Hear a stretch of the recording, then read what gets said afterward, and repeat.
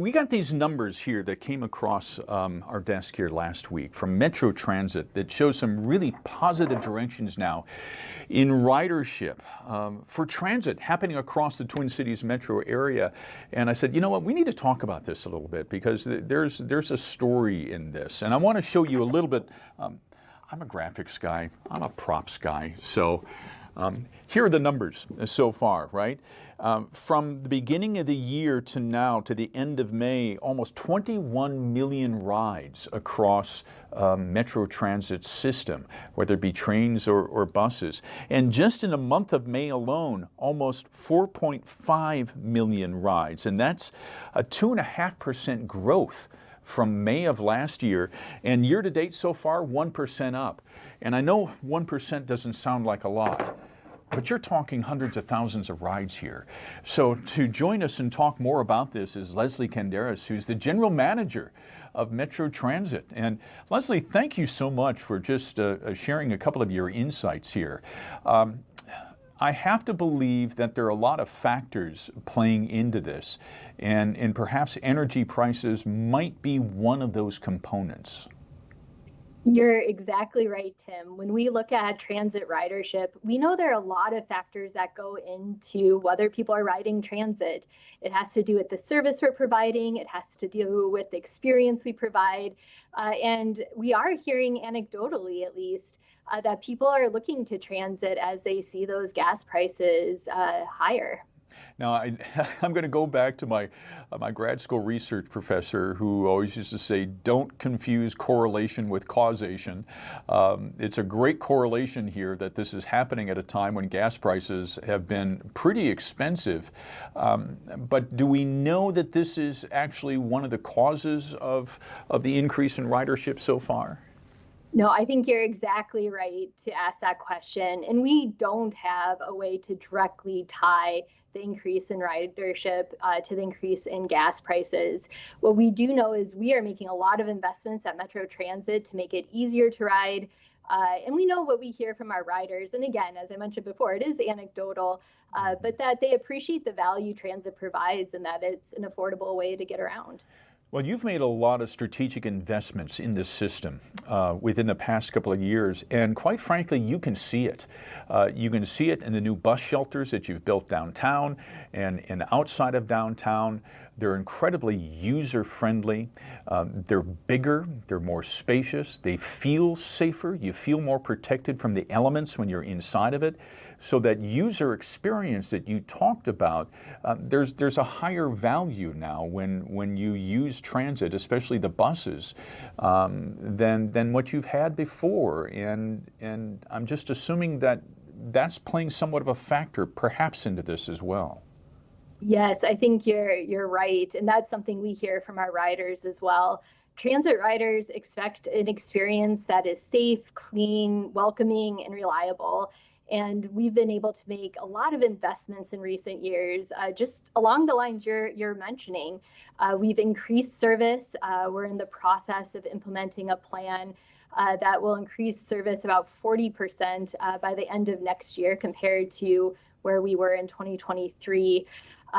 We are opening more bus rapid transit lines. Last year, we opened 3 new bus rapid transit lines that include a lot of those amenities you're mentioning, the shelters with light and heat, the real-time information.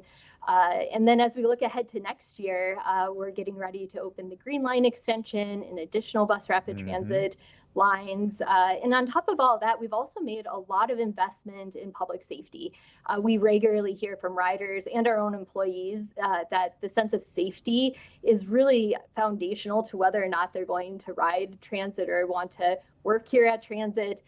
So we put a lot of effort to boosting official presence on the system and are hearing from people that's really making a difference too. And I'm glad you touched on the public safety aspect because that was the hit that Metro Transit was taking here, especially in the trains here in recent years, that there was more crime, there was more fare jumping, and that people just didn't feel safe on that. And you've really taken steps to address that, haven't you?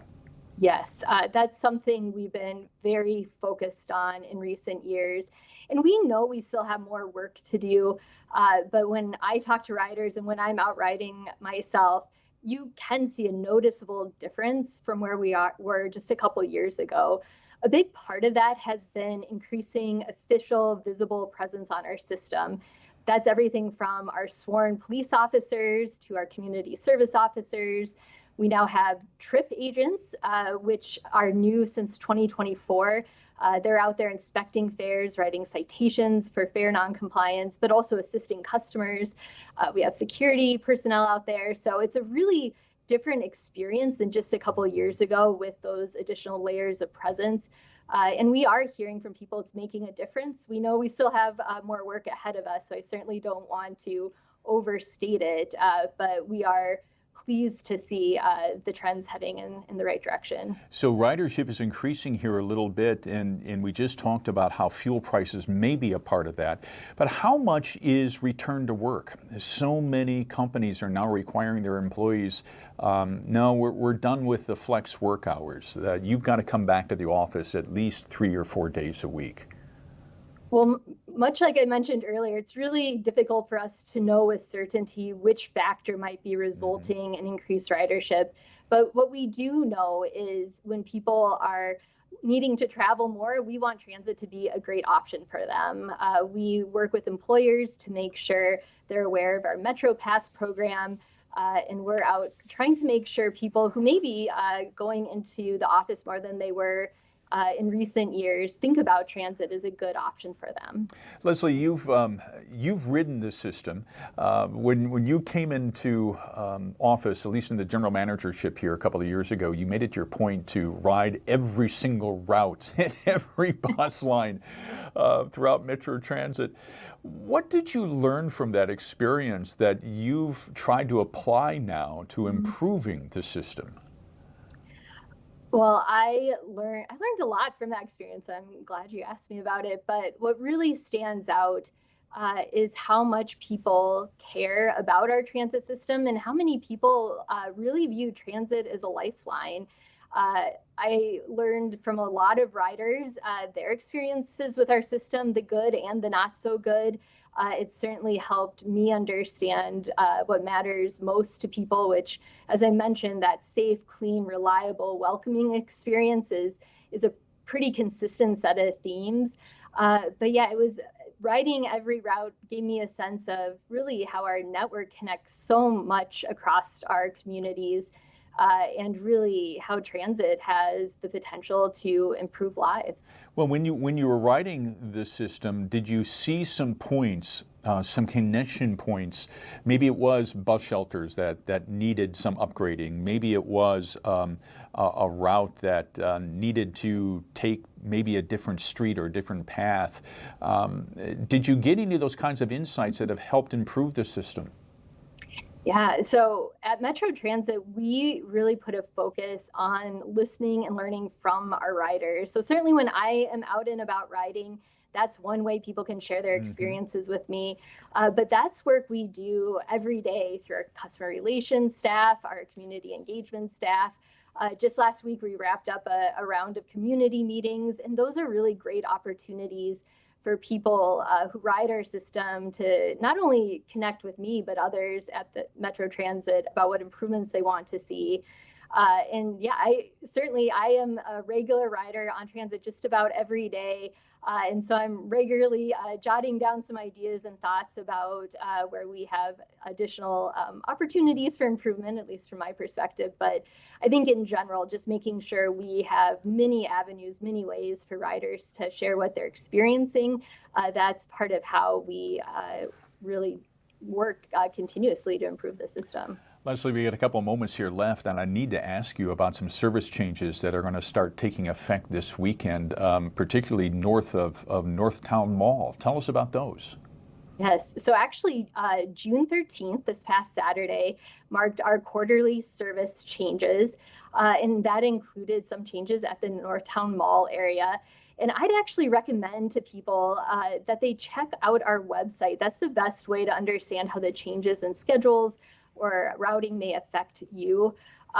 But you're correct that last Saturday was part of this quarterly service change process that we go through 4 times a year. And there's a lot of information on our website for people to find out more how it might affect them. All right, Leslie, I gotta add, I can't wait for the Southwest Light Rail to open up here. We're in the southwest end of that here. We're at the end of the line at Eden Prairie, but we're really anticipating that. We're seeing some trains go by, testing the tracks every now and then. Are we still on the calendar for what? Maybe October, November this year? We will open in 2027. Okay. I know that sounds far away, but just as you're mentioning, there's a lot of testing we need to do. There's still some components that still need to be constructed and systems connected. And so there's a lot of testing work ahead of us, but we will open in 2027. Yeah. For some reason, October, November stood out in my mind that's when we were going to start seeing some of the trains roll here. It was probably just for testing, but my fault, my apologies. I'm glad you set the record straight there for us. So 2027 is when it's going to come. All right, Lesley Kandaras, General Manager of Metro Transit, your bus and train service here in the Twin Cities. Thank you for your time. We deeply appreciate it, and some encouraging numbers that we're seeing in ridership so far this year.